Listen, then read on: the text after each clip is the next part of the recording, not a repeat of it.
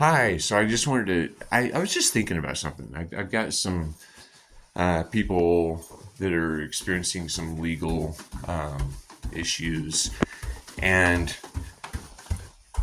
you know, back in the old days, when things were being done in a way that makes sense, um, families would take care of all of their um, lives, information, data, and they would just let's see if we can do this in a way that I'm not going to make you sick. Watching me bounce around, huh? Shit, there we go. So anyway, yeah. So here we are. I know it looks like it's really warm, but it's not. I wish it was. Anyway, we're talking about the family histories and records, right? Records used to be just kept in the family Bible, right? And in the family Bible, you would just write down, oh, okay, this is what happened. This child was born, given this name to these people, right? This person died. Uh, this was their complications. You would have health history, maybe of your elders. What they died from. You would know maybe a little bit about their lives. You would have a real history handed down in a book form. Um, you know, for all of your generations. And that's the way uh, families used to keep records. Now it's done through a state entity. Somebody somewhere else knows more about you and your family than you do, right? And that to me can be disempowering, because if I know more about me than somebody else does, that's going to empower me to make the best choices in my life, right? And there's um, a lot of people experiencing a life that they would like to see some changes from, right? And that's not a bad thing. It's just that if we stay doing the same things, even though we're not enjoying the journey, we should maybe redirect our energy. And that happens in a lot of ways. I mean, there's just a lot of different things that we are supporting in our life that, if they're done in a little bit of a different way, we could have a really different life experience, right? I mean, we are creating our now moment by all of our actions and thoughts and interactions and action that we've done up until this point. And we can remove some of it by simplifying our life. But remember, at any point in time, you could just change your name. I mean, if you wanted to really have a chance to just start over, if you have messed up your life so bad that nobody even likes you, right? You say, oh, you know what? I could move somewhere else, and I could say, hey, my name's what is my name's Fred. My name's Fred, right? And I mean, I feel that people should be responsible for everything that they're doing. So I mean, I'm not suggesting this as somebody who's running from um, being held accountable. But what if the family you came to directed you in a way that just association to your family makes you an outlaw, right? And so nobody gives you any respect, even though you've never stolen anything from anybody. You've done your jobs to help people out, but people automatically assume things, or they assume drug addict, or they assume Um, there's all sorts of things that people assume of people sometimes based on who they were born to. And in this culture that we live in, a lot of times that if you are born into something, you become that, right? If you're born into a ghetto and you're born into methamphetamine and heroin and cocaine uh, fentanyl addictions, and it's pretty regular that people are killing each other or themselves, and there's no real emphasis placed on the sanctity and what natural life is, right? I mean, natural life. I don't know if you can hear it right now. I don't know how well the camera's gonna pick this up, but I got water flowing, and it's an aquaponic system. So there's fish, there's life, and they fertilize the water, right? And the water gets pumped up, and the plants eat the fertilizer and clean the water for the fish, and they return it to the fish, right? So it's a symbiotic system. Nobody's even paying to exist. Well, except for me. I'm still a person here, right? I'm still a people that a lot of other people think should have to pay to exist. Even if you've already paid to exist, you've still got to keep paying to exist, right? And if you've got to pay to exist on every level in your life, just to exist and have a place that you can create things and you can have shelter and you can do the things that you want to do, we might not have freedom, right? That might be something that's missing in our life, because the space to create is what's needed for a person to be able to grow. But most of the spaces that people are spending their time and space in involve a lot of money every month, right? Whereas space is actually pretty easy to find, that you don't have to pay to exist in. Here at the Apocalyptic Ashram Hawkshaven, I teach here as the Mad Monk the ways that we can live life a little bit differently, a little bit more of uh, a way of awareness that exists right here and right now. And there are options that are just not advertised to us by the idols in this culture. So when we realize a different way of living life, and we start taking those steps, we start doing life a little bit differently, we can step away from our anger and our traumas and the things that have happened in the past, or the worry of the things that might happen in the future, and we return to a natural way of being.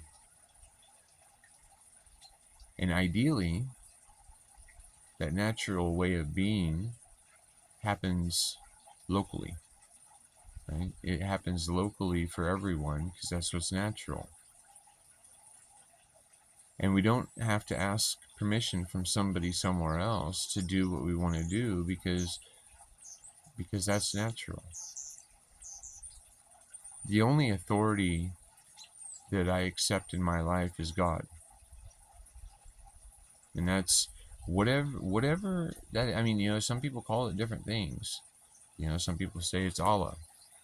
But I've talked to people that believe that, and I said, okay, well, what if God is an accumulation of Allah, us, all of us, like all of us, everything that is here?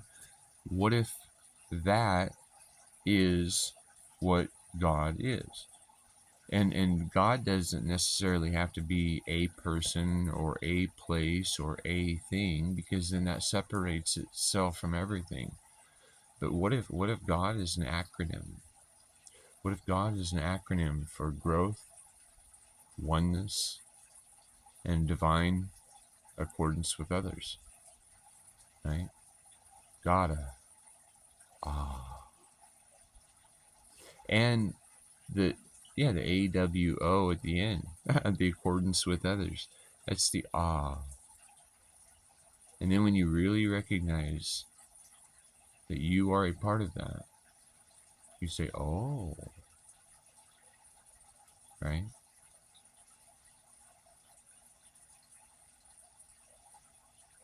There's a lot of things that have been told to us in belief, in systems that require belief.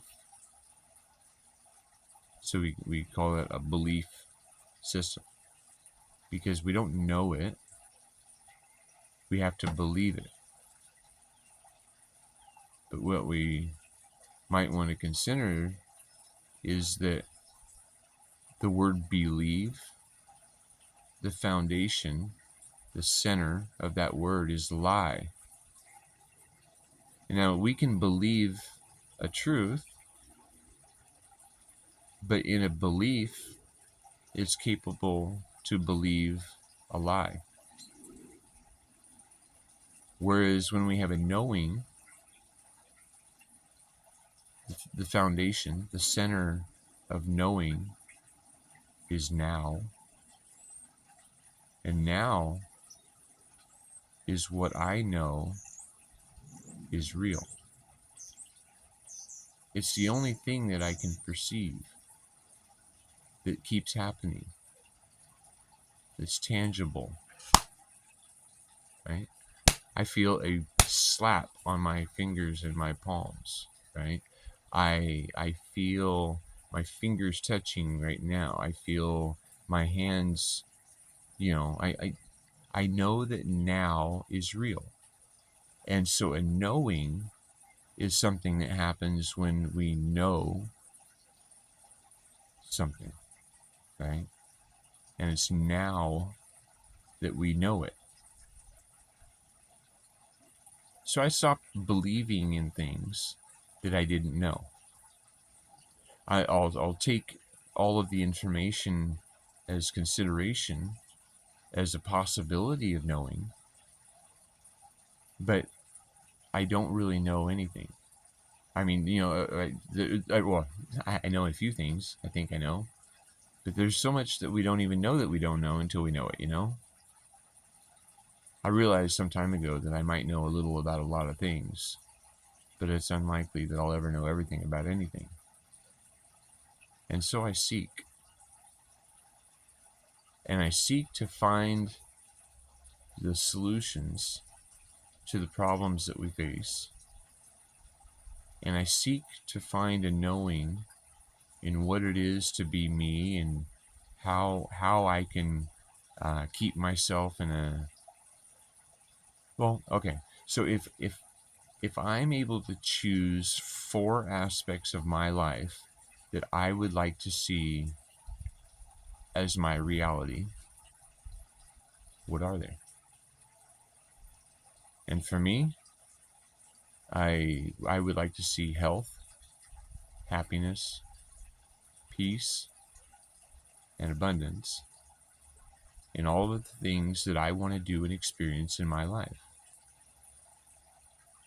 And with that, I can almost feel like I'm already living in heaven, because I just turned 50 and I don't have any pain in my body.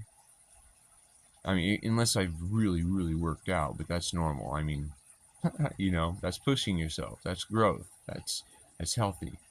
Pain is gain, and pain and brain, I think, rhyme for a reason. It's a great way to learn. I've experienced a lot of pain in my life, and it's helped me to be who I am. Because if we make choices that that should have required more thought, and we suffer the consequences in a very painful way, it helps us to recognize that we should think a little bit more, right? And so I feel kind of bad for the people who've never like broken bones, and I think I'm up to 17 bones right now that I've broke. And so that school hard knocks has been real, but I still don't have pain because God heals us. God is the growth, the oneness. And when I'm holding health, happiness, peace, and abundance as my birthright and what I want in my life, and I want it for other people too, but I also believe in free will. I believe in free will so much that I've tattooed it across my knuckles, right?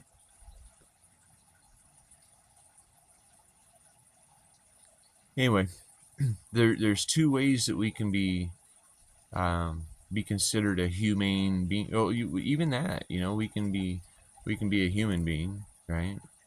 Who identifies as one thing or another, or we can be a humane being,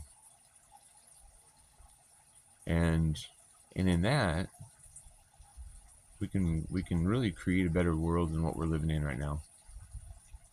But it takes us all wanting it, because I'm not going to push my will on you. And if you don't want health, happiness, peace, and abundance in your life, well, then that's fine.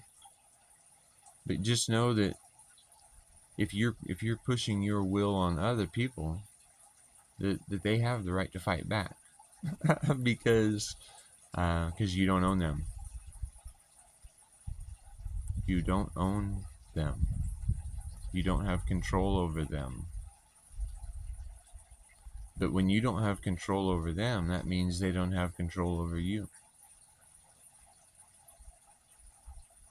And when we all learn to be self-responsible and be held accountable for what we do as an individual, collectively we build a better tomorrow. And that's what I try to bring to the world now. And I've started my ministry, Free Will Ministry _ AAH.